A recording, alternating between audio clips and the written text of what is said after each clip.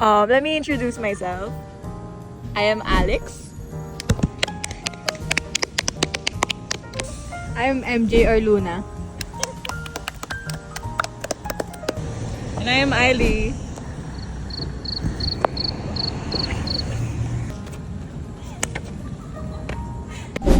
Don't assume you failed or did bad right after an exam. Wait for the actual results before beating yourself up. Alam nyo, ganito yung tip ko. Kapag hindi pa na-release ang score, huwag ka munang mag-assume or alalahanin. Because you'll never expect, di ba? Tignan mo, in-expect mo ba yung score mo last, di ba? So, laging ganyan mindset. Trust yourself. Master time management, discipline, and responsibility to stay on track. College life. What about college life? So college life, siguro ang aspect na I'll be talking to you is about time management.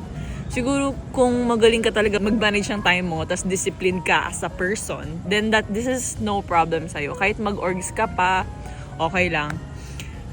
Ako kasi as a person na I get easily distracted. Ito yung parang naging training ground ko to manage my time well.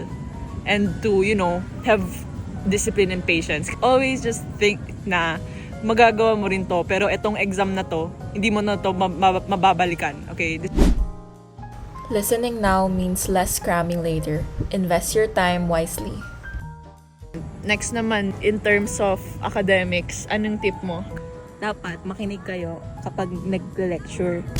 Kasi, taaralin nyo rin naman yun. E di makinig na kayo agad.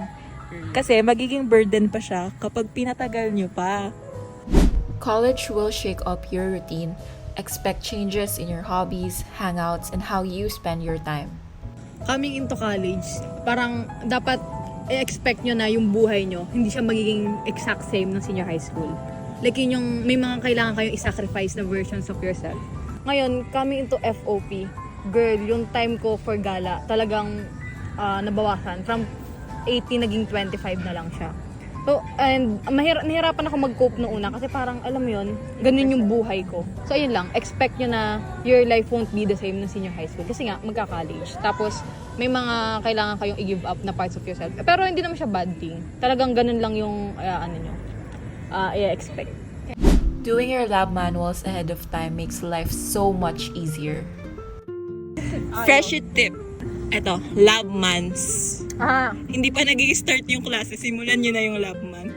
And wag nyo gawing excuse yung like, hindi ko pa rin naman alam, hindi ko to alam. Saka ako nagagawin pag alam ko na. Hindi, kahit gagawin mo yun, hindi mo pa rin yun alam. So, gawin mo na lang. Tunay. AI is there to help, not to cheat. Don't be scared to use it, just use it right. Ito ang tawag doon, controversial take to, pero don't let ego parang stop you from using ChatGPT. Kasi alam yun, kung makakatulong naman siya mag-save ng time, why not use it? Okay. Responsibly. Get your money's worth. Take advantage of campus facilities like the library, restrooms, and study spaces. Next fresh tip, maximize yung tuition nyo. And how do we do that? Use the facilities. It's the epitome. For sure. Yeah, epitome. Library. Maximizing Yeah. the tuition. Library queen. Is the epitome talaga. Period. Actually, lagi akong nagtatambay sa library. Kahit after school, I would go to the library sometimes naman. And then, all the time.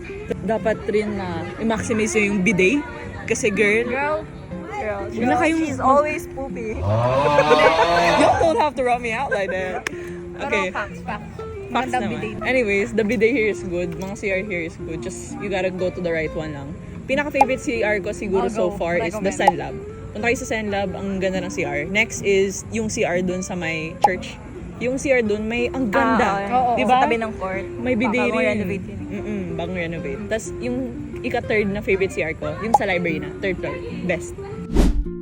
Deadlines and exams won't stop, so make sure you take time to relax and have some fun too. Another freshie tip.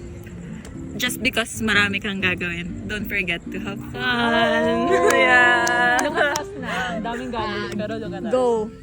Para anti-burnout. Mas dehado kayo kapag ma-burnout kayo, nasa gitna pa lang ng SEM. Like, mas greater loss yun. Build good study habits, but remember, different subjects might need different approaches. Naka-mistake ko. Like actually, the way you study depends naman sa subject. Kapag siguro light ang subject, pwedeng hindi ka nang gumawa kasi masyado ka ng pack. So wag ka nang gumawa ng notes. Okay, mag-PPT ka na lang. Pero example sa chemistry, as in make your own notes, do solving every time. Anafin histology. I work better if I make my own trances. Or siguro humingi na lang kayo ng trances sa iba. Hindi ka na hihirapan, especially sa shiftings. Kasi may ano ka na eh. Time is of the essence here. Minor subjects matter more than you think. Freshie tip number, I don't know. Don't underestimate your minors. Ay, Oh my God. Kasi yahatak din yan ng jiwa mo. So, dapat matanggal yung mindset na lagi na lang inaalay ba yung minors. Take time to understand your prof's teaching style and how they give exams. Study the profs. Like, profs. Study the profs. Like, kung paano sila magpa-quiz, magpa-exam. Tapos dun yung i-base yung tactics nyo. Like, yun yung strategize your shit around that. Kasi, may mga profs na, kumbaga, very PPT based. O, sa PPT na lang kayo mag-focus. Yung iba naman, kulang-kulang ang PPT, pero bumabawi sa recording. So, kumbaga, alamin niyo yung mga ways na ganun para nakaka-strategize kayo ng tama. Kasi hindi pwedeng mag-i-stick lang kayo sa isang way sa lahat ng subject kasi magkakaiba yan. Tapos depende pa sa prof. So, kumbaga, yung isa mahilig magpa-identification, dapat aralin mo kung paanong magtanong, ano yung mga tinatanong. Sa pharma, mahilig sila magtanong about sa gamot. Mga hormones, ganun, especially kapag nasa endocrine ka na. Tapos, ano pa ba, yung mga sakit lang talaga kapag lumalaki yung ganyan mo or ganyan. Sa mga exam kasi, minsan may isip nyo, where the hell nila nakuha yung mga tanong na to? Tapos, the tip dyan, especially for Anafi, nasa book lahat.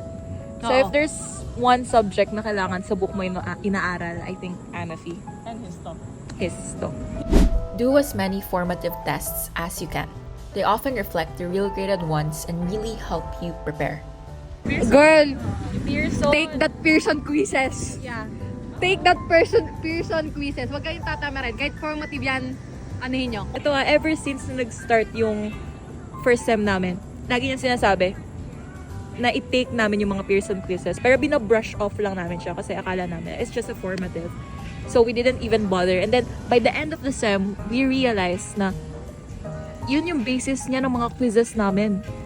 Maximize niya yung Pearson. You paid for it. Maximize your resources well. Know your grades, know your progress. Don't wait for surprises. Ito, track your grades well. Oh my goodness. My number one tip. Kumbaga kasi diba, uso yung thinking na, okay, babawi ako next shifting. Kumbaga kasi, kapag maibagsak mo yung second shifting, tapos hindi mo pa nakikita, tapos umbaga hindi ka pa na-pressure, kabahan ka na. Magbaon ng grades. First and second, palduhin nyo na. First and second shiftings, palduhin nyo na. Para for third shiftings, makakapahinga-pahinga na kayo na hindi nakakabahan about bumagsak. And, nambabagsak ang UST. I think because college na. Bro! Kapag college ka na, wala. Wala na talagang pakialam sa mga prof mo. So, seryosohin mo siya. Pero huwag naman like to the point na mababurn out ka. Pero, study. Especially if you chose FOP. If you're watching this video, you probably chose FOP. And kaya mo yan. Good luck. Good luck. No way but? iPads can be a great investment for students. Note-taking, reading, and studying all in one place. iPad guys, pero oo nga. Pero realistically, masasabi kong worth it ang pag-i-invest sa iPad. Try ko nang walang iPad for shifting yon. Ang hirap ng pen and paper. Like, at all. Ito, hindi ko marirecommend ang malaking iPad. Ito yung iPad ko. Look! Mas malaki pa to sa, laptop. Hindi ko marirecommend ang malaki. Kasi bubuhatin nyo to sa kung saan. Get ready to do a lot of walking. Campus buildings aren't always closed, so be ready. Ayun pa. Girl, the buildings. Oh my goodness. Very, very big points. Maglalakad kayo. The distances. Ang laki ng UST. Maglalakad kayo. Tapos itong iisipin nyo. 1 week or 2 weeks na kayong walang maayos na tulog, tapos lalakad pa kayo ng mga ganito kalayo. Ginagamit lang naman ng medtech, main building pati Senlab. Recommend the Dapitan area. Dinapitan area talaga, oo. Ako naman kasi Espanya, tapos feel ko kasi safe. I'm from... ito ka, Malayo. I'm from Sanla. San Lazaro. taga saan ka? Taga Nueva Ecija. Ate, taga saan ka po? Taga Zamboanga. Ang unexpected struggle sa lahat, the walk, the distance ng building to building. Imagine niyo, wala kang tulog, tapos lalakarin mo ng ganong kalayo. Build your stamina, guys. Tapos, kung kaya, i-integrate yung exercise sa lifestyle nyo. Kasi 4 years pa. Alam nyo, parang minimum 5K steps. Every day? Seryoso? Oh. Minimum. Tapos like, pag gumagala tayo around, siguro nakaka 12K steps ako, ganun, 10K steps. Me as a person na nagta-tricy pa, pwede na, less than a kilometer naman. Pero ang hassle kasi yung problema dito, well, siguro kung sa inyo nag-overprice, dito grabing overpricing. Tol, may nakaaway na akong tricycle driver 2 times. Okay? 2 times. Shout out sa'yo. Like, stop overpricing me.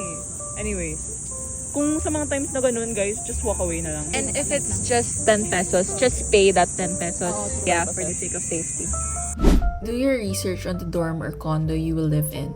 Your environment can really affect your daily life and studies. Kapag high-rise building, the elevators, I think sa condo niya talaga yung issue na yan. Let's just name drop your condo. next, it's the elevators, and the EPs. Oh, pero the EPs talaga. EPs talaga. Lagi niyo iisipin na, you ask for this. Since pinili mo to, Kasalanan mo to. Kasalanan Kaya mo kailangan mo magdusa. oh my God, I know that. And since kailangan mo magdusa, panindigan mo. Period. Hindi, pero enjoy lang, guys. Huwag niyo masyadong seryosohin ng mga bagay-bagay. O, saan kayo pupunta? No way but